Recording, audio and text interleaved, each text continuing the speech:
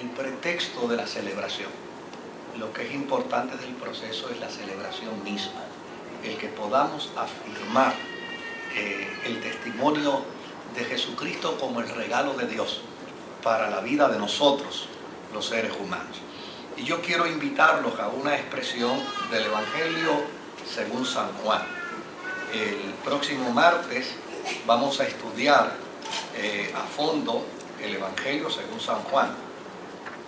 Y desde luego, trabajar con el Evangelio según San Juan es trabajar con un documento interesantísimo, porque Juan dice lo que Mateo, Marcos y Lucas no dijeron, y muchas veces omite lo que ellos dijeron, porque a fin de cuentas él tiene otro propósito, él tiene otra intención con respecto a su documento.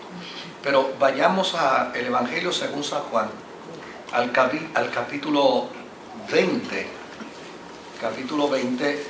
y verso 31.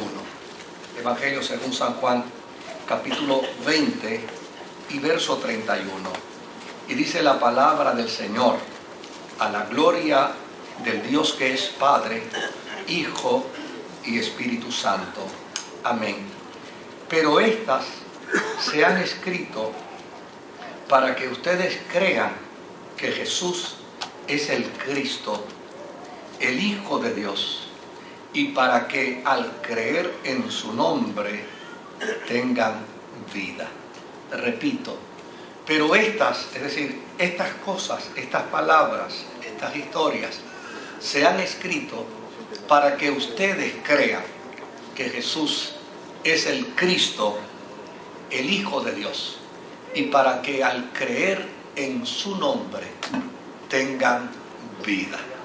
Desde luego, el propósito de la historia que recoge Mateo, que recoge Marcos, que recoge Lucas, que recoge Juan, el propósito de la narrativa que involucra la persona de Jesucristo como el Mesías, como el Verbo encarnado de Dios, el propósito es, llana y sencillamente, que los hombres y las mujeres que podamos leer la historia de su nacimiento, la historia de su realización, la historia que plantea cómo el amor y la gracia de Dios irrumpió en el mundo para hacerse realidad en la historia humana, pues para que de esa forma, creyendo en Jesús como el Cristo, creyendo en Jesús como el Salvador, nosotros, los seres humanos, podamos afirmar y podamos declarar que creyendo en su nombre somos poseedores de la vida eterna. ¿Por qué Cristo es la figura central de la fe? ¿Qué relación existe entre Dios y el Cristo? ¿Qué concepción tenían los judíos con respecto al Cristo? ¿Cumplió Jesús su función de Cristo? ¿Qué relevancia tiene el creer en Jesucristo? Estas son las preguntas precisamente que se demarcan en todos los evangelios, en Mateo, en Marcos, en Lucas y en Juan. Y es precisamente estas preguntas las que ellos pretenden contestar a cada uno de los hombres y mujeres que puedan ir al conocimiento de la palabra de Dios para conocer quién es el Cristo. El término Cristo significa enviado de Dios, el Mesías. Y desde luego, una de las cosas que se descubre, sobre todo con respecto al nacimiento de Jesús, que fue la historia más tardía de Jesús. Yo quiero que ustedes sepan que la historia de Jesús comenzó al revés. Primero se predicó de su resurrección, se proclamó su resurrección, se afirmó su resurrección, se declaró su resurrección, y luego entonces empezó a explicarse su nacimiento. Porque lo que impactó de primera instancia a los cristianos, a los creyentes, a los discípulos de Jesús, fue su resurrección. Desde luego, una vez ellos empezaron a dar testimonio de su resurrección, una vez ellos empezaron a plantear y afirmar la verdad de su resurrección, entonces había una serie de preguntas que contestar. La primera de ellas era su origen. ¿De dónde provino? ¿Quiénes eran sus familiares? Y lo otro que había que entonces, que obviamente se descubrió en el proceso, era, óyeme, pero si esta familia es la familia de Jesús, entonces hay que averiguar el por qué. El por qué esta familia es la familia de Jesús. Y la iglesia primitiva hizo los descubrimientos más grandes, conociendo ya y afirmando que Jesús era el resucitado, que Jesús había resucitado dentro de los muertos por el poder de Dios. Ahora el milagro se hace mucho más extraordinario, porque dentro de las cosas que la iglesia primitiva descubre es que Jesús no es un personaje accidental en la historia, que Jesús es un personaje anunciado. Y esa es la grandeza de la fe, y esa es la grandeza del Evangelio. Cuando usted compara aquellos individuos que en algún momento dado se han autoproclamado dentro del marco de la divinidad, es decir, cuando usted compara, por ejemplo, a Jesús con Buda, ¿verdad? Usted compara a Jesús con otros personajes, para no mencionar nombres de ellos. Cuando usted los compara, hay una particularidad en la persona de Jesús. De estos personajes, nadie habló con anterioridad de ellos. Ellos surgieron, intervinieron en la historia de la humanidad y desde luego por una cantidad de méritos ganaron una posición, porque nosotros no podemos negar, por ejemplo, que en el caso de Buda hay una cantidad enorme de méritos. Nosotros no podemos negar que en el caso de Mahoma hay una enorme cantidad de méritos en su persona, en su carácter y en su vida, que le hizo ganar la posición que ha obtenido como profeta. Pero en el caso de Jesús hay una particularidad extraordinaria, y es que en el caso de Jesús, antes de su nacimiento, ya se había hablado de él. Antes de su nacimiento ya se había profetizado de él. Y desde luego, lo que es interesante es que las profecías con respecto al Cristo se dieron a tal punto que ni siquiera tenemos comprensión del tiempo. Porque en la historia de la humanidad, es decir, en los primeros años de los albores de la humanidad, allí aparece un Dios interactuando con los primeros hombres, con los primeros seres humanos vivientes. Y ante ellos está precisamente el Dios hablándole y profetizándole de que un día aparecerá quien les va a redimir de su condición caída. Esa es la grandeza en la fe cristiana. La grandeza en la fe cristiana es que nosotros no tenemos a un Cristo incidental. No es un Cristo que apareció para resolver un problema o una problemática filosófica. No, es un Cristo que adviene, como muy bien señala la Escritura, venido el cumplimiento del tiempo. Es decir, con antelación a su nacimiento, hubo hombres y hubo profetas y hubo inclusive el mismo Dios que habló de él, que planteó su venida, que afirmó que llegaría un momento glorioso de su aparición. Y desde luego, el testimonio que encontramos en la antigüedad con respecto a Jesús, 800 años antes, 2000 años antes, 4000 años antes, 6000 años antes, y de ahí para atrás, sabe Dios cuántos años antes. El testimonio que encontramos es que el Mesías, el Cristo, vendría para restaurar al hombre. Vendría para cumplir lo que el hombre no pudo cumplir. Vendría para derrotar el mal y para entregarle al hombre la capacidad de victoria sobre las fuerzas del mal. Y encontramos en las Sagradas Escrituras que los profetas hablaron de su nacimiento, que los profetas se refirieron a su árbol genealógico, que los profetas hablaron de su unción. Encontramos inclusive profecías tan extraordinarias que lo identificaban como si fueran unas contraseñas históricas dentro del proceso. Que eso fue lo que descubrió la iglesia primitiva. La iglesia primitiva no tenía ningún problema para afirmar la resurrección de Jesús. ¿Sabe por qué? Porque ellos fueron testigos de la resurrección. Y cuando uno es testigo, releva cualquier otra evidencia. Cuando usted es testigo, las demás evidencias no hacen falta. Pedro fue testigo de la resurrección. Lucas fue testigo, Pablo fue testigo inclusive de la resurrección. Los discípulos fueron testigos de la resurrección. Las mujeres que seguían a Jesús fueron testigos de la resurrección. La resurrección de Jesucristo no necesitaba evidencia, porque ellos eran precisamente testigos oculares de tal experiencia. Ahora, con respecto al nacimiento, con respecto a las profecías, ellos necesitaban la evidencia.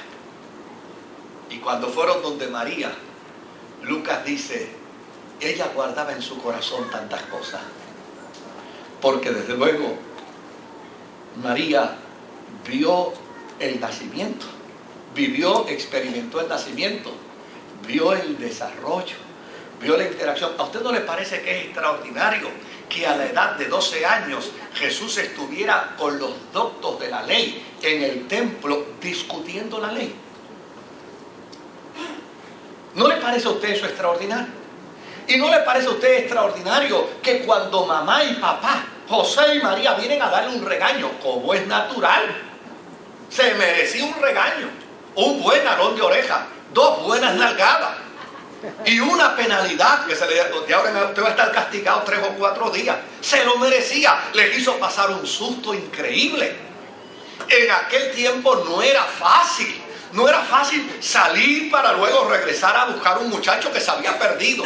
Pero mire qué maravilla. Cuando lo encontraron, varios días después, María le plantea la agonía de su corazón, le plantea el sufrimiento de su alma por el extravío de él. ¿Y saben cuál es la respuesta? Ustedes no saben que en los negocios de mi Padre me conviene estar. María guardaba en su corazón aquel momento sublime. Oiga, cuando ella se sorprende en su físico y descubre que está embarazada, y dentro de la integridad de su naturaleza, porque yo quiero que ustedes sepan que los evangélicos no hablamos mal de María, todo lo contrario, afirmamos que no había una mujer sobre la faz de la tierra más digna para llevar en su vientre al Hijo de Dios como María.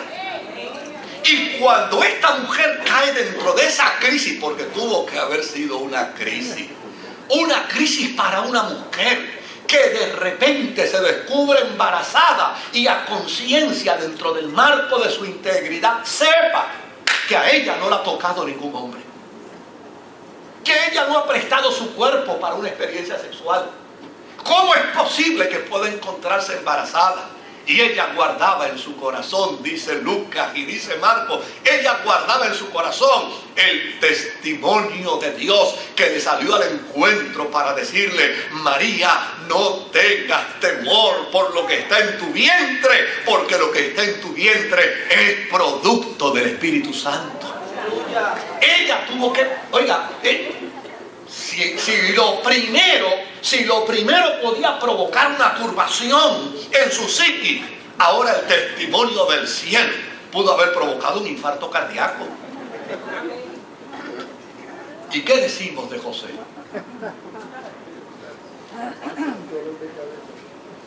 Si en aquel tiempo no había, óigame bien, si en aquel tiempo no había una mujer como María para llevar en su vientre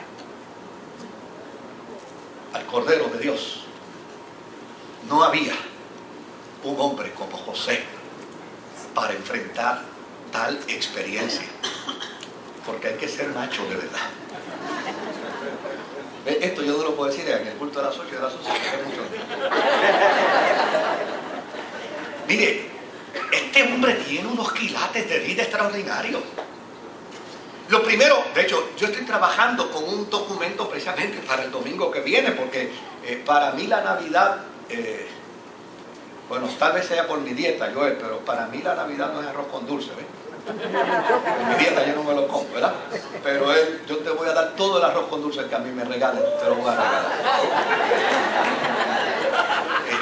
Pero la verdadera experiencia de la celebración navideña es poder anunciar que Jesucristo es el Señor, que Jesucristo es el Mesías, que Él es el que tiene el control total y absoluto, que Él es como lo declara Mateo. Mateo dice, Él es el Dios de la eterna compañía, el Dios que está con nosotros.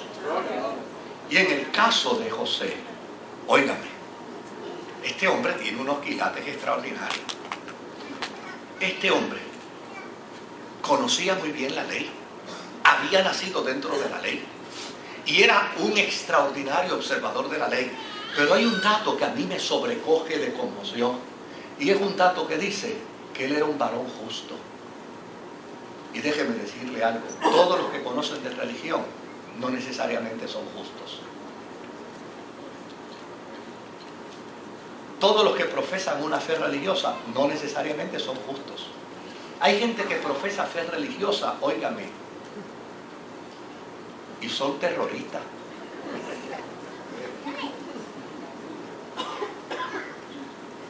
La experiencia de su fe los convierte en terroristas del púlpito, de su religiosidad, de su planteamiento, de su filosofía. El mundo está lleno de religiosos que son terroristas. Pero este hombre lo hacía distinto, ¿sabe qué? Que siendo un conocedor de la ley, era un varón justo. ¿Y sabe lo que esto quiere decir? Que él sabía poner la ley a un lado para dejarse dirigir por los designios divinos.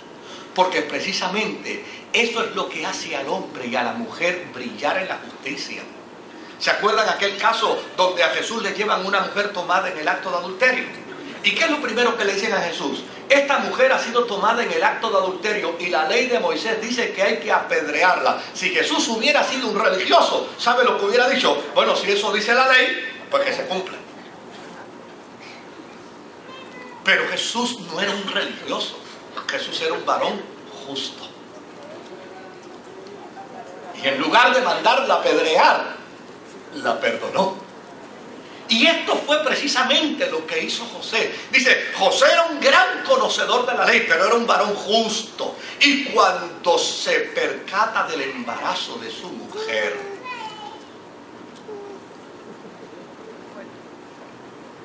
él sabía lo que la ley decía, pero prefirió hacer lo contrario a lo que la ley establecía, porque era un varón justo. Porque si la ley te dice a ti algo, ¿verdad? Y en ley tú entiendes qué es lo que debes hacer. Procura conocer también lo que en la justicia cristiana debes hacer. Porque es mejor hacer lo que dice la justicia cristiana que lo que dice la ley.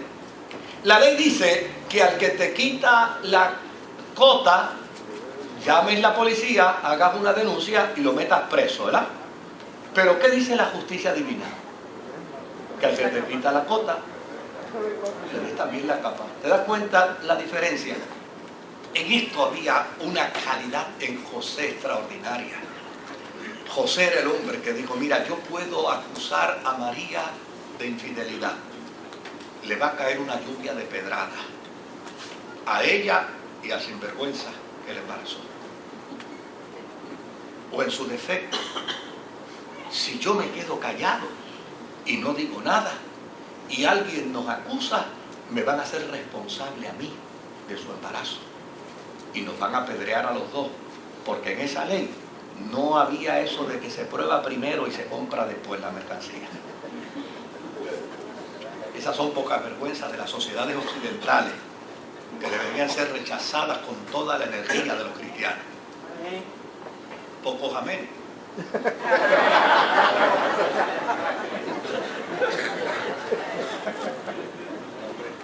Si eso debería ser rechazado totalmente por la cristiandad. En la cristiandad no se prueba la mercancía para después comprarla o rechazarla. En la cristiandad se asume la responsabilidad del hombre de Dios y la mujer de Dios. Y los valores de la fe cristiana no se pueden negociar. Así estemos en el siglo 25, punto. Esos son los valores de la fe y los valores de la fe se sostienen. Ahora, mire qué dato interesante, mire qué dato interesante. Él dice, si yo ahora no digo nada, me quedo callado y alguien lo descubre, a mí me van a entrar a pedrar también. Entonces, ¿qué decido hacer? Me voy con el corazón roto. Me voy con la infamia de una infidelidad. Me voy totalmente destruido emocionalmente. Me voy hecho un guiñapo. Pero yo no quiero que nadie le haga daño a ella. Yo prefiero que la sociedad piense que yo fui el responsable de su embarazo y la abandoné. Porque si la sociedad piensa que yo soy el responsable de su embarazo y la abandoné, a ella nadie la va a golpear. Y en el camino, el Espíritu Santo se le aparece a José para decirle, José, no temas en recibir a María como tu esposa, porque lo que hay en su vientre del Espíritu de Dios es. Todas estas cosas estaban guardadas en el corazón. Eso no se decía, eso no se planteaba, eso no se discutía, eso no se traía a colación. Eso lo había guardado María, porque cuando se lo preguntaron a María, ya José se había muerto. Pero María lo cuenta, lo trae a la evidencia y los creyentes se sorprenden. A mí me parece ver a un Mateo, me parece ver a un Lucas, me parece ver a un Marcos escuchando toda esta historia y rascándose la cabeza diciendo, ay madre mía, qué riqueza extraordinaria hay en la historia del Cristo. El poder ir entonces a buscar la evidencia en el Antiguo Testamento y descubrir que hay cientos y cientos de pasajes bíblicos en el Antiguo Testamento que servían de contraseña para identificar a Jesús. Por ejemplo, el profeta Isaías le llamó 800 años antes al Mesías luz del mundo. Le llamó juez, le llamó libertador, le llamó siervo sufriente, le llamó el que llevaría el pecado de todos nosotros, le llamó el intercesor, le llamó el Emanuel, el Dios fuerte, el Padre eterno, el príncipe de paz, el rey de justicia, el siervo divino, el brazo de Jehová, el predicador ungido, el salvador poderoso, el resplandor, la sabiduría, el Dios del discernimiento, la justicia divina, la fidelidad, el manso, el compasivo, el humilde, el sin pecado, el poderoso y el Dios todo grande. Mire qué extraordinarias contraseñas empezó a encontrar la iglesia primitiva. Detrás de las profecías, detrás de la ley, detrás de la Torah, detrás de los profetas. Allí estaba toda la evidencia para identificar que no solamente había sido resucitado por Dios de entre los muertos, sino que ese al que Dios resucitó, Él había hablado de Él en toda la historia de la humanidad. La iglesia primitiva se dio a la tarea de evidenciar que el Antiguo Testamento hablaba perfectamente de Jesucristo. Y por lo tanto, los autores de los evangelios empezaron a declarar, por ejemplo, Mateo, que le escribe a los judíos y les dice, ustedes andan esperando un rey. Pues déjeme decirle, Jesús es el rey. Ustedes andan esperando al hijo de David. Pues déjenme decirle, Jesús es el hijo de David. Ustedes andan esperando el cumplimiento del tiempo de todas las cosas. Pues permítame decirle que el cumplimiento de todas las cosas ya pasó, porque irrumpió en la historia el momento glorioso donde apareció el Hijo de Dios y los ángeles ya cantaron gloria a Dios en las alturas y en la tierra paz a los hombres de buena voluntad. ¿Y sabe qué es lo extraordinario de Mateo?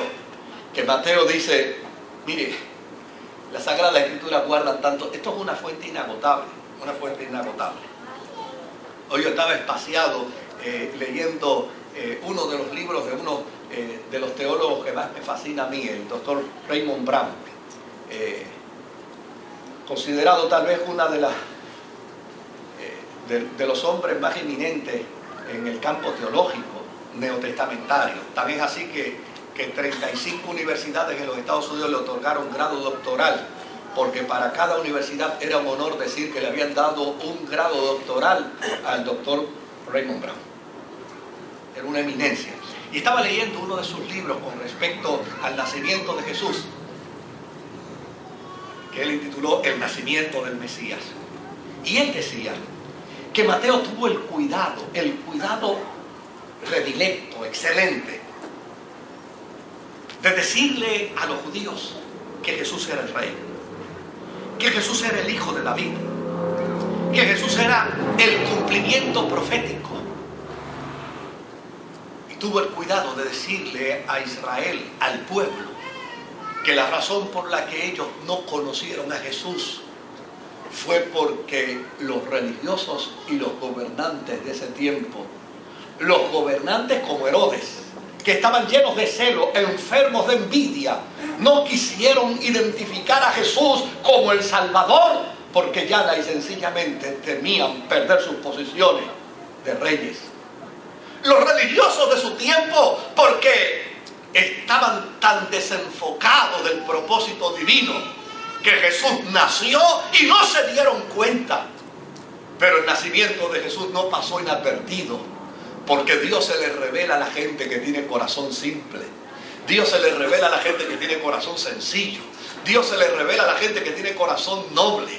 Dios se le revela a la gente que tiene hambre y sed de justicia de Él. Y por allá en el oriente había unos individuos que se dedicaban a mirar las estrellas. Yo no sé para qué en aquel tiempo, pero mirando las estrellas observaron que había un fenómeno sobrenatural en el cielo y optaron por seguir la estrella, y finalmente llegan hasta la casa de José y de María y dice: aquí está el Mesías, porque su estrella hemos visto en el firmamento y ahora hemos venido a adorarle. Marcos plantea sobre Jesús y dice: Él es el hacedor de milagros, Él es el siervo incansable, Él es el Dios hecho hombre, Él es el Dios compasivo.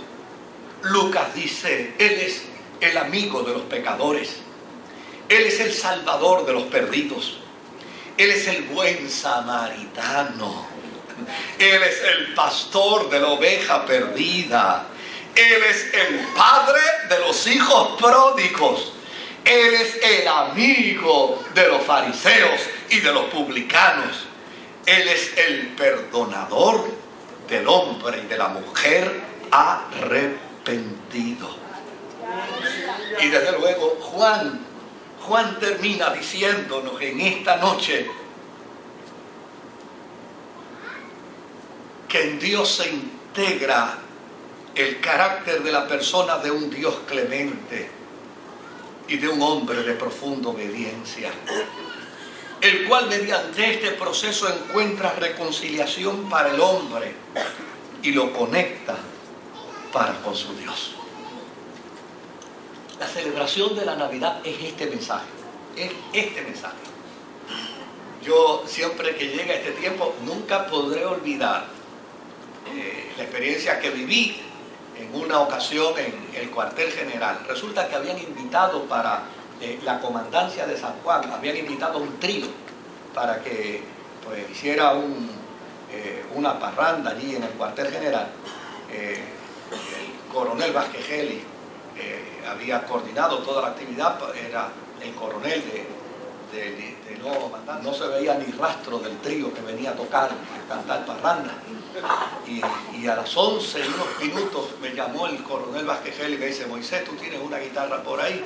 Le dije: no, coronel, yo estoy trabajando y no ando con guitarra. Me dice: pero tú puedes ir a tu casa y buscar una. Le dije: bueno, si usted me autoriza, sí. Me dice: ve y busca una guitarra y ven rápido, porque aquí está la fiesta ya atrasada y el trío no aparece. Yo le dije: coronel, yo le voy a decir una cosa a usted, yo canciones cortavenas no voy a cantar. No, tú canta villancicos de Navidad, porque esto es una fiestecita de Navidad. ¿Cómo no? Pues está muy bien. Y yo fui a mi casa, busqué la guitarra, llegué de nuevo al cuartel, entré y el trío no había llegado. Me dice, empieza tú, ameniza tú esta fiesta aquí. Y desde luego, pues yo hice lo que yo sé hacer. Yo dije, yo les voy a cantar algunas canciones de Navidad, pero antes, déjeme hablarle un poquito de la Navidad. Y puse la guitarra a un lado y empecé a hablarle de lo que es la Navidad en la fe cristiana. Y la gente empezó a llorar. Y yo seguía hablando de lo que era la Navidad. Y cuando terminé, le dije, ahorita les voy a cantar algo de Navidad, pero permítame primero hacer una invitación, porque no hay verdadera celebración de Navidad si no le decimos a Jesús, mira, si a ti no te permitieron un mesón, entra al corazón mío. Entra al corazón. Y permítame hacer una invitación para todos los que quieran prestarle el corazón a Jesucristo como el mesón, para que Jesús entre al corazón de ellos. Y empezó a venir la gente, Y yo veía ya a una distancia el coronel que se retorcía de derecha y de izquierda. Cuando se acabó la actividad, me dijo en otras palabras, ¿verdad? Me fastidiaste en la fiesta. Pero qué cosa linda, ahora yo entiendo lo que es la Navidad. Ahora yo entiendo lo que es esta celebración. Porque a fin de cuentas, el anuncio que hace las Sagradas Escrituras sobre el nacimiento de Jesús no pretende, oiga, eso es un buen pretexto, no deja de ser un buen pretexto, pero el anuncio que pretende, el que plantea las Sagradas Escrituras con respecto al nacimiento de Jesús, no pretende que se hace un lechón. No pretende que se hagan pasteles, no pretende que se haga fiesta, no pretende que la gente se vuelva loca y empiece a tirar tiros al aire. El anuncio que presenta la Escritura sobre el nacimiento de Jesucristo, lo que pretende es que la humanidad diga, gloria a Dios, que ha aparecido quien me puede reconciliar a mí con el Eterno, y por ende yo puedo tener paz para con Dios, puedo tener paz para conmigo mismo, puedo tener paz para con mis semejantes y puedo tener paz para con la naturaleza. Porque a fin de cuentas, en esta celebración veremos la cantidad de gente que celebra Navidad con lechón, con pasteles, con cerveza y con ron, pero están ausentes de paz. Entonces, ¿para qué rayos sirve celebrar la Navidad si no hay paz? ¿Qué propósito tiene la celebración de la Navidad si no hay paz en el corazón? Si no hay reconciliación con Dios. Si uno no se puede mirar hacia adentro y decir, estoy reconciliado conmigo mismo, qué maravilla. Si uno no puede mirar a los que están en su entorno y decir, yo estoy reconciliado con los que están a mi alrededor. Si uno no puede levantarse en la mañana y mirar el hermoso día porque no está reconciliado con la naturaleza. ¿Sabe? Juan presenta al Cristo que es la verdadera razón de la celebración de la Navidad, diciendo lo siguiente: Él es el Hijo de Dios, Él es el Hijo del hombre, Él es el Maestro divino, Él es el Salvador de las almas, Él es el médico eterno, Él es el pan de vida, Él es el agua de vida, Él es el defensor del débil, Él es la luz del mundo, Él es el buen pastor, Él es el príncipe de vida, Él es el rey de reyes, Él es el siervo obediente, Él es el consolador, Él es la vid verdadera, Él es el dador del Espíritu Santo, Él es nuestro intercesor, Él es el salvador del mundo, Él es el eterno compañero de la vida del hombre y de la mujer, y Él es el verdadero Dios y la verdadera vida eterna. A esto, querido, hay un coro teológico extraordinario, un coro de hombres que conformaban la iglesia primitiva, y entonces demarcan y plantean con vehemencia, con fuerza, con determinación, que Jesucristo es el Salvador, que nadie podrá ir al cielo si no es a través de Cristo, que la salvación no viene de otra forma. Mire, a mí me encantaría poderle decir a la gente que todos los caminos conducen a Dios, pero esa no es la verdad. A mí me gustaría decirlo, pero yo estoy comprometido a decir la verdad de la fe.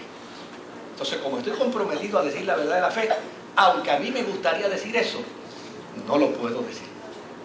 Yo no puedo decirle a la gente que todos los caminos conducen a la salvación. No, porque la Biblia dice lo contrario. Hay caminos que al hombre le parecen rectos, pero su final es camino de muerte. ¿Se da cuenta que es todo lo contrario? Yo tengo que decirle a la gente que si alguien quiere ser salvo, Jesucristo dijo: yo soy el camino, yo soy la verdad, yo soy la vida, y nadie irá al Padre si no es a través de mí. Él es nuestro Señor, Él es nuestro amor, Él es nuestra paz, Él es nuestro perdón, Él es nuestra justicia, Él es nuestro amigo, Él es nuestro libertador, Él es nuestro modelo, Él es nuestro compañero, Él es nuestro ayudador, Él es nuestro hermano, Él es el que nos guarda y nos protege, Él es nuestra seguridad, Él es la suficiencia para nuestra vida. Él dijo: el que bebe del agua que yo doy, nunca jamás tendrá sed. Él es la completa saciedad a nuestra sed. Y por ende nos presenta la Escritura que en Jesucristo estamos completos, porque Él es el todo de nuestra vida. Querido, yo les voy a decir con toda franqueza: si en el camino se encuentra alguien que le ofrece pasteles, cómaselo. Si se encuentra alguien que le ofrezca un canto de lechón y usted se lo quiere comer, cómaselo. No me lo ofrezca a mí, yo no me lo voy a comer. ¿Verdad? Si en el camino usted encuentra celebración navideña sana, folclórica, honesta, íntegra, que propulse valores, disfrútela. Pero no perdamos el verdadero sentido de la celebración navideña. No caigamos en la trampa de irnos a lo que es banal, frívolo, sin ningún valor, sin ningún significado. Afirmemos primero teológicamente la Navidad. Afirmémoslo. Afirmemos teológicamente, sepamos lo que significa la Navidad. Sepamos primero. Que no caigamos en la trampa de que nuestras expresiones sean el resultado de lo que pensamos bien. Porque a fin de cuentas, uno siempre, aunque no quiera, va a decir lo que piensa. A mí me estaban contando el día pasado que hubo un político que fue a un entierro. Y desde luego, pues un político, candidato a alcalde de ese pueblo, va a un entierro y él lo que tiene en su mente es lo que está pensando, ¿verdad? Y donde él tenga la oportunidad de dirigirse a una multitud, él va a ver una buena oportunidad para su candidatura a alcalde.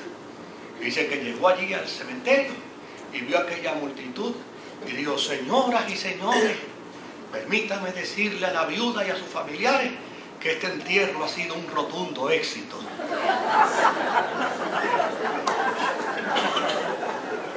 El único que estaba disfrutando de un éxito era él, porque veía la multitud y sabía que en aquella multitud podía pescar votos. Hagamos de la experiencia de la Navidad una experiencia de conocimiento que se destile en nosotros. Que cuando lleguemos a un lugar, indistintamente, nosotros podamos afirmar: sí, no tenemos problemas con las bombillitas. Mire que a mí me preguntan en el programa de televisión. Mire que donde quiera que yo meto la cara, la gente me pregunta: ¿y las bombillas de Navidad? ¿Y el árbol? Mire, si se lo pueden comprar, cómprese el árbol más grande.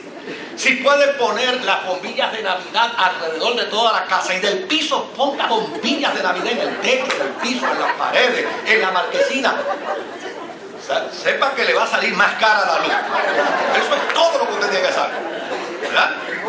Pero si a usted eso le da alegría, ponga todas las guirnaldas que usted quiera, pero no haga de esa experiencia el valor teológico de su Navidad.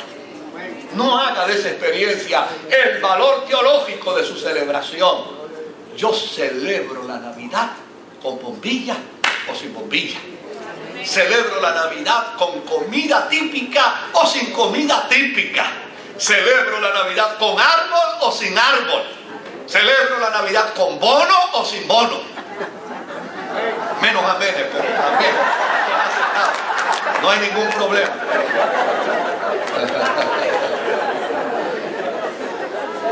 Indistintamente yo celebro la Navidad, porque mi Navidad no es el resultado de una imposición de la sociedad. Mi Navidad es el resultado de la revelación del amor de Dios, regalándome. Me regaló lo más preciado, me regaló a Jesucristo su Hijo. Y el que no escatimó ni a su propio Hijo, ¿cómo no me dará también juntamente con Él todas las cosas? Que el Señor nos los bendiga.